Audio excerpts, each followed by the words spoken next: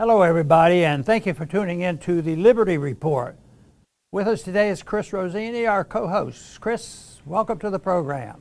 It's great to be with you, Dr. Paul. Good. It's good that we have Fridays because we tend to concentrate more on economic matters.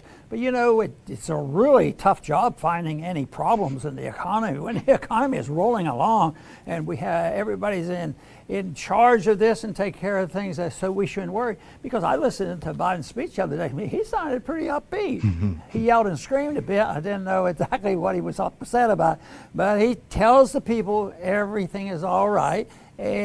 But you know what, though, Chris? I think less and less people are believing what he says. But the market's all over the place. I mean, the stocks crashed one day and they hold their own. But you know, gold has done poorly in here. It's making an adjustment. And if you understand Austrian economics, that it's not disturbing. It might annoy people who say and still believe, as I do, that gold is a haven. Gold handles the economic problems when the problem is inflation and too much spending and printing money and distortions and all these things. So gold is something that is important. That's one of the reasons why I work with Birch Gold, because Birch Gold's been helpful with us for our Ron Paul Liberty Report, and they also are in the gold business. And maybe this is a good day to call them up and find out what they're thinking about on why is gold not doing better and what is it. Matter of fact, in the last hour or two, gold did start to do better, and that's the reason. You have to have an understanding. You have to have enough basic understanding of economics to not get too panicked, because if you're looking for a quick kill, you know, invest in something, oh, this stock's going to go up, and they run the stock up and somebody makes a lot of money and then it crashes and somebody loses. It's sort of like the speculations in the commodities markets. And then you hear rumors and stories about, well, is the silver market rigged? There's a lot of rigging. The government does it all the time. Their goals are different than the people who want a sound economy. Their goal is to take care of their clients, you know, the military industrial complex and the banks and all these other things. So this is the reason I do work with Birch Gold, and there's a way of getting into contact. There's a number on the bottom of this page, a contact number, and where you can get some information, and that's a text number. You text in there, and they will send you something and get you started if you'd like to visit with them. It's very important to sort things out on the very volatile days that we have here, because I've looked at this since I really concentrated on this for the couple years before before the Bretton Woods broke down. So that's been a little while. And the one thing about Austrian economics is that you can't use a computer, you can't use history. You have to understand, you know, how the market works, and there's a subjective element to this, and there's a lot of intrusion, a lot of sorting out to do. So when you're getting ready to make your investments and where to put them and the different things that are available to you, just take a look at that number again, the text number at the bottom of the page, and get some of this free information. I do want to thank everybody for tuning in today, because it is an exciting week. I keep thinking that so many people have said, and I think Robert Lee may have said this, it's good that war is so evil because it certainly gets exciting, you know, this sort of thing. And people suffer. Well, this war on the economy and the war on inflation, you know, in a way, I'm sort of fascinated with it, because there's a human element with it, there's a political element to it, and an economic element to it. There's a war issue related to it. So it's also important. So I like to look into this. But one thing that Austrian economics teaches is you can't get a computer and say, well, give me the numbers, I'll type them in. And then they have these equations. Even the best mathematicians, it's impossible for the mathematicians to get the smartest mathematician in the world and say, here it is, and these are what's happening right now, what's going to happen next week. It's impossible. There's too much of what Mises would call human action. And human action is spontaneous. It's not predictable.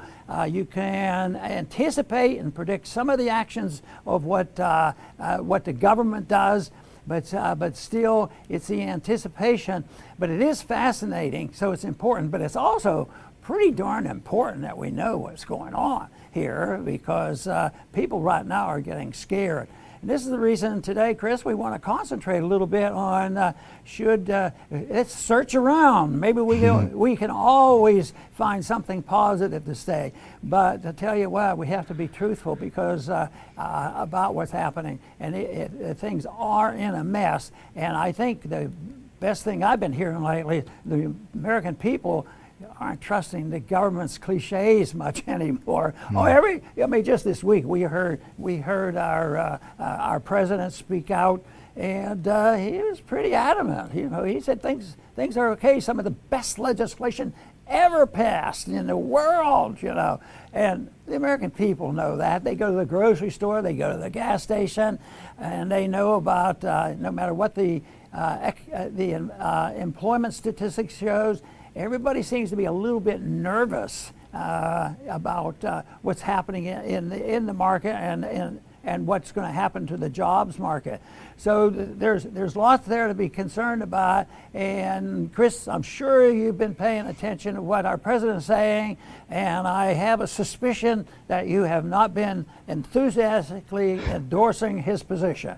No, absolutely not, Dr. Paul. And, we're talking about debt today, and wouldn't you know, the government's debt is approaching $31 trillion.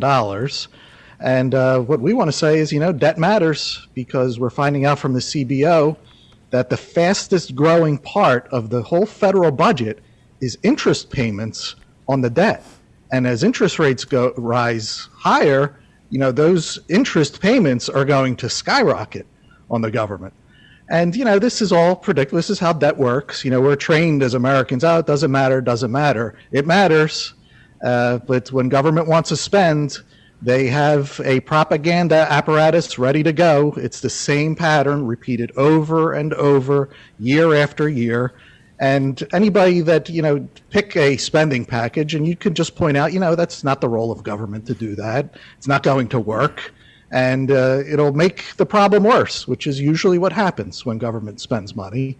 But the propaganda kicks in, and it's very predictable. First, they'll tell you, you're against, the poor, or you're against the Ukrainians. And then they'll tell you what you do care about. You only care about yourself. You only care about the rich. And then finally, you'll get labeled, and there are a million names out there. Just pick one. You're and we went through this with COVID, with the vaccines. You're against the community if you didn't get it. You only care about yourself, and you're selfish, and you're going to die if you don't get it. So it's the same pattern, and this is how they spend money. And once they spend it, you'll forget all about it, and the next spending package comes in, and the same process just repeats itself 31 trillion times.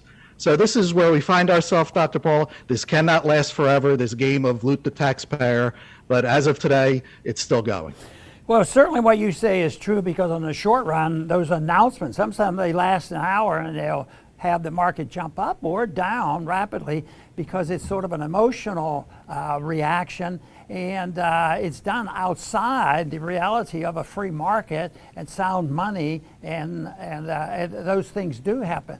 So it's a lot of noise you hear, and I just think it's fascinating, but it's really very scary about what they do. But one thing for sure, what you're hitting at or really saying, Chris, is that this will end. You just can't keep doing this, and the market. Ultimately, my argument is the markets are stronger than the governments, the Federal Reserve, and everybody else.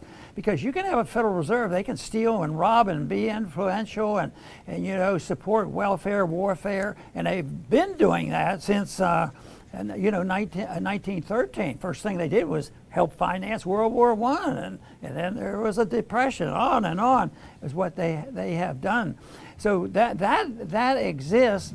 But ultimately, the market wins out. They fixed the price of gold, the ratio of gold to dollars in 1945 with a Bretton Woods understanding that we, the powerhouse, had most of the gold and we had most of the wealth, and we were spared the brutality of World War II. So we became in charge of the economy and the world currency.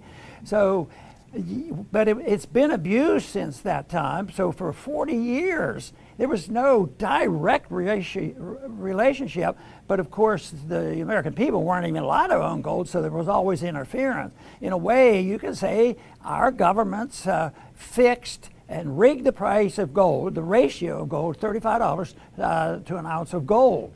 And that gave license to the point where, yes, we consumed a lot of gold, but when the consumption was running out, which happened in 1971, Nixon had to close the gold when, hey, we're not going to have any gold left. So they had to stop it. And yet, that was the market forces saying that. When we were saying, as a powerhouse, that the ratio is $35 to the ounce of gold, and we can do it forever. Don't worry about it. You can trust us. And anytime you say, we won't let Americans do this, but anytime a foreigner does this or a foreign government comes in, they take their dollars, which we had been printing a lot of, and if they turn it into the Fed, they get the gold. And you know, back in those days, and I remember the talk about it because everybody was to hate de Gaulle, you know, the French. They had some people in their administration that was much more sympathetic to gold, so they started to turning into gold, and that was one of the motivations for finally saying, hey, the French are going to have all their gold because all the dollars are outside the country. But the markets are powerful. It was the market that was driving that. And Chris, the problem you described, the market is going to take care of it. You know, today the markets are jumping all around. It may be the beginning of the end, and it may be in a month or two, and now it will be much, much worse. But no, it may recover. There's still some gold left, and the other countries are in such shambles. But then we have the trading problems around the world. We have the friction among the various entities. There's so much talk about more militarism, and that's involved with the Fed because somebody's making a lot of money off militarism and this interference in trade. So the problems are out there, but eventually common sense is forced upon us that you just can't take a piece of paper, put some marks on it, and use it as money, and everybody's going to believe you forever, especially because the people who get to put the printing on that money and get to use it, they're the counterfeiters, and they do quite well. Finally, the people wake up and they say, enough is enough, no more, just like they do with a hot war. Yeah, you've been fighting for 20 years in Afghanistan. Don't you think it's time we quit? And the different countries, it happened, you know, in Vietnam. The people have an obligation to speak out. The people finally spoke out about the lockdown with COVID, and they had to back off on that. But we should be vigilant enough to sort it out and see what's coming, warn the people. And if we had a better educational system, the people would react in a much better manner than I've had so far. Right. That's for sure, Dr. Paul. And, you know, with these trillions in debt, the spenders in government will never admit that what they're doing is wrong, because the solution to everything is always more money, more debt. You know, my whole life I've been hearing schools need more money, and then they get worse. And then schools need more money, and then they get worse. How many times have we heard, oh, the military is gutted? They're taking $1 trillion at least, that we know about, a year, but the military is just gutted. It's gutted, and they need more money, and we need to spend more and go further into debt. Now, the reason why this just keeps repeating itself is because the incentives in government are the exact opposite of like what we deal with out in the real world. We can't tax anybody. We have to offer voluntary services, and then people pay us voluntarily. We can't just go and take their money. Well, in government, it's the exact opposite. And if you're in, like, let's say I'm in a department of government, my incentive is to spend every single dollar of my budget. Because when you do that, you can say, wow, we don't have enough money. You got to give us a budget increase. Now, if I don't spend my budget, then they're just going to pass right over me, and it'll go to another agency that needs the money, so to speak. So your incentive is to spend every dime that you have so that you get a budget increase. This is not how the world works out here, but that's how it works there. And you can see, you know, our government does a vast majority of what it does is unconstitutional. It shouldn't be doing any of it. You can see why the founders did their best. It failed, But they did their best to try to contain government. You can't do these things. You can't do this, can't do this. Because once they break free and they're able to just spend on whatever they make up in their imaginations, they do not turn back, and you're just going straight ahead into bankruptcy. You know, there's so oftentimes that just cliches are being used as policy statements. And that's just because they don't know any better and they have to say something politically. And there's enough gullible people out there that'll buy into it. Look at how many people bought into all the nonsense regarding the danger of COVID. And it turns out that especially young people, if young people got those immunizations, it turns out to be exactly the opposite. They're more likely to get COVID. And that's about the way it is in economics. They warn and talk about it. And, you know, take for instance, the Inflation Reduction Act. You know, who believes that stuff? You know, except those professors in the universities that have taught hundreds and thousands of economists and the people in the media and all, and they recite this. But the Inflation Reduction Act, which is just total nonsense, but it sounds good, and people say, well, give them a chance, maybe it'll work. And then they'll say, well, then somebody comes along and says, well, you know, there will be some tough times, and we have to worry about it. We have to be prepared. But we have a cliche for that too. Build back better. After we crash the market, we're going to build it back better again. Well, why do you have to tear it down?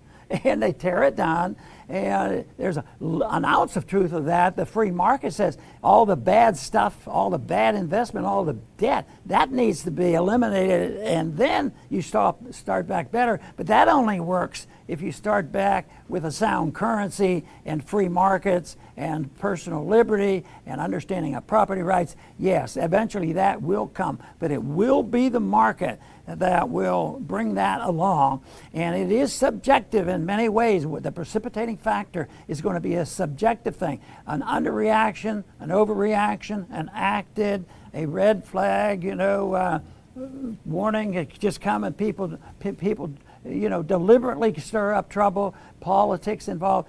A lot of variables in there, and that is why it's so attractive for so many people right now to resort to something that eliminates that factor and think that individuals have a responsibility and they can do it. They will act responsibly if they have, you know, just a little bit of help, like a sound economy and a protection of property and protection of civil liberties, rather than the nonsense going on right now. But the markets will work, and we have to understand that and be available to present the way you really ought to build back better and have a constitutional government once again. Excellent, Dr. Paul. I'll finish up. Along this subject with the debt, you know, as time goes on, government promises are going to increase, but they're going to become less and less feasible. You know, once the interest payments get so bad that government can't even handle the interest on the debt, there's going to be some big problems, and there's going to be a lot of people who are expecting things from the government that they're not going to get anymore. You know, there's going to come a point where they're not going to be able to come through on their promises, and you're not going to be able to run to them and say, well, you promised me, you know, X amount of dollars or whatever it is. So all of us need to, as best as we can, lessen our dependence on them. And this is a tug of war because they want you more dependent. They want to constantly entice you. Don't you want free this or free that? And we could make it happen. We'll just pass this bill. But in our minds, we have to, you know, decentralize, because these are empty promises eventually, and we need to stop believing them. And you know, after COVID, it should be much easier to stop believing them after those policies. And I know from just my circle of people that I'm around, there are a lot less believers and a lot more upset people, you know, based on what they did to us over those years, and they're still doing to a large extent. But there's still a lot of believers out there despite what happened with COVID, and those are the people that need to be reached. They need to hear the ideas of liberty first and ultimately come to understand them.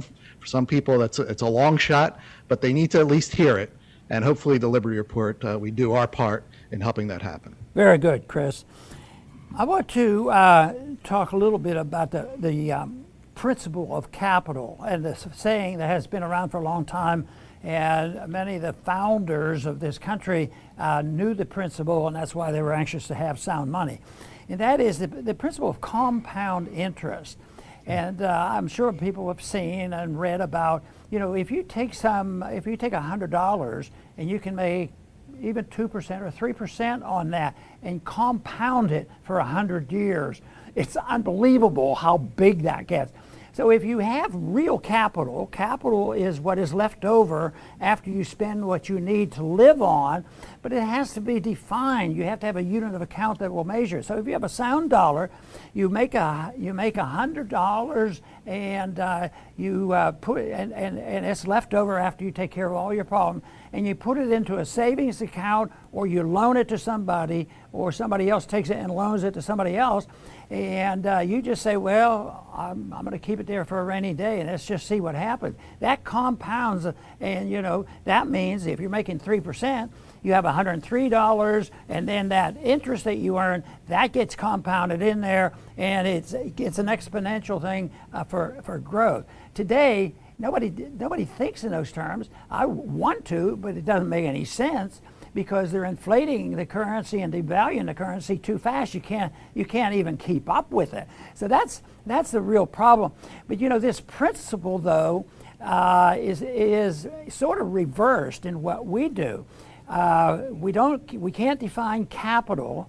Our lender becomes the government that prints the money, and they send it out there, and they start collecting the interest rates, theoretically, and people buy U.S. bonds and this sort of thing.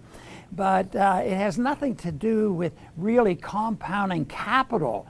What they do is they have a token payment, and it varies tremendously. You can have interest rates at 0%.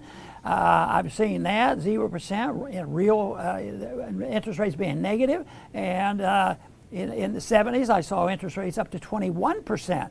But it wasn't compounding. What gets compounded now is if the market is saying, look, this thing is in bad news and prices are going up too fast and we have to bite the bullet and we have to get interest rates up. Now they have to deliberately raise interest rates, even though they don't know where they should be, but they certainly should be higher than 0%. And all.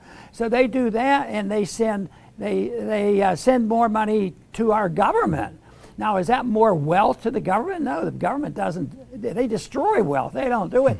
And they use it, but that debt keeps growing, and we have to keep paying on it. So as an increase of interest rate, say from 2 to 4, can be very, very bad. And this is what Ray Dalio was mentioning this week. If interest rates gets above 4%, you better watch out about the stock markets, because they can't handle all the market is fragile and it's ready to come apart. But they have this idea of compounding. If you're a savers and you have sound money, yes, you can compound the interest, and it's a very, very conservative way of preserving wealth. But if you have to send it to the government, and the government, where are they going to get the money? They just print it more, and they run up more debt. Then they have these silly programs of Inflation Reduction Act, so they just spend more money, trillions more, print more money, and so it gets compounded. But you know what we're compounding? We're compounding interest payment, debt, and also compounding the evilness of what governments perpetuate. Evilness in the runaway welfare state, the runaway warfare state, the runaway everything. The lack of interest and concern or understanding what personal liberty is about, and how a free market and a sound money system could do a lot of good if we could get the people just to not wait until we have a big, big problem and try to sort it out when the crisis hits, is trying to preempt them. That is the reason I fought for so long and continue to do it. Stay out of the wars. It's hard to come home, especially if somebody's making money.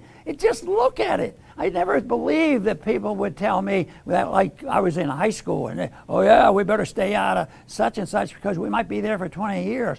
Things were bad there, and we got into wars that we shouldn't, and the Korean War was high on my mind.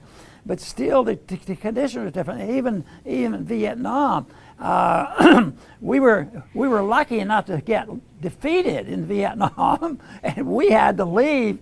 And not long after that, after 20 years of mischief over there, all of a sudden, things got better. Vietnam got to be a better society. There was no domino effect. It didn't become totally communist.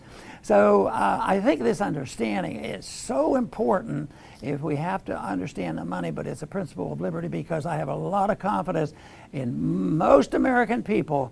They will do the right things, and they're not looking for a fight and suffering. And if how many people, even Democrats now, are starting to say, hey, maybe we have too much violence in the cities, and they don't like it when I say, don't ever point out this is bad. They'll cancel you for sure if you point out that the 6 worst cities for safety are all run by these progressives who believe the government should take care of everybody. Doesn't work anyway. We know what can work, imperfectly of course, and that is it's worked in the past. We've had hints of that for thousands of years of the progress and the understanding of how free markets can work. And that's what we need, but we need a much better system of education, because that makes all the difference in the world. Because when people start at grade school and they're brainwashed about all these issues, it's really hard to get them to think differently. And I remember it clearly, because when I got out of college was the first time I thought about sound economics. I had some economic courses, but they didn't make any sense. They didn't add up. And I kid, but seriously, I said it took me years to unlearn the things they taught me before I came across this wonderful explanation of economics called the Austrian School of Economics. So I want to, once again, thank all our viewers today for tuning in. Please come back soon.